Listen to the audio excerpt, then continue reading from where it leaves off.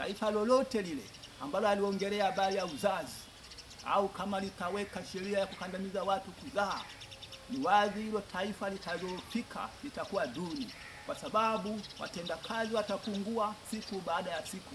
Itafikia hatua wanaozaliwa wanakuwa wachache na wanaoitwa, yani wanaofariki, wanakuwa wengi. Kwa hiyo kwa namna moja au nyingine, watu wa nje ya nchi hamuwezi kuwakwepa kuwa wafanyakazi katika taifa lenu, na wanaweza kuwa wengi kuliko nyinyi wazawa. Kwa hiyo Mungu hataki hiyo, anataka tuongezeke, tuwe wengi. Na usisahau kwa jinsi ya kitaifa au kwa jinsi ya kisiasa, sisi wananchi tunaitwa rasilimali watu. Kwa hiyo hata Mungu anajivuna anapokuwa na sisi tupo wengi taifa lake, kwa kuwa ni watenda kazi.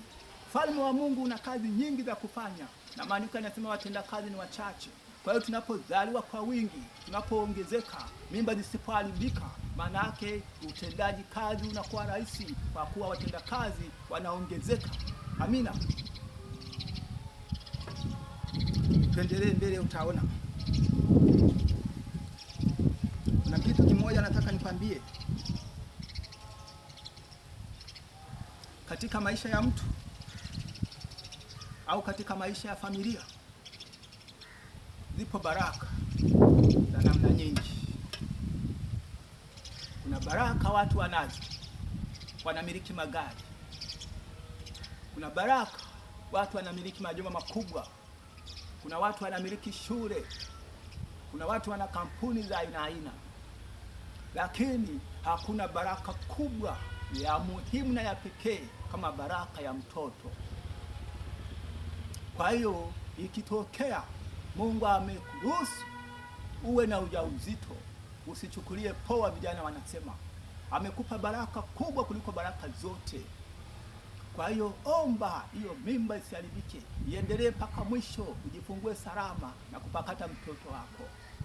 Hata kama kuna changamoto za namna, shirikisha hata mmeo, ng'ombe pamoja, maana katika kupata hiyo baraka mlishirikiana. Kwa hiyo msiachane njiani, mshikamane, ili Mungu adhihirishe mpango wake wa kufunua hiyo baraka ya mtoto katika maisha yenu. Lakini pia inawezekana hujui, na watu wengi wanataabika na kuhangaika. Wengine wanatumia gharama kubwa kutafuta baraka za watoto. Wenye vipato wengi wanatumia fedha nyingi kutafuta uzao kwa njia za kisasa. Kwa hiyo Mungu anaporuhusu uumbaji ufanyike kwako kwa njia hii ya asili, usichukulie rahisi, wala usione jambo la kawaida tu. Fanya bidii, omba Mungu akuvushe.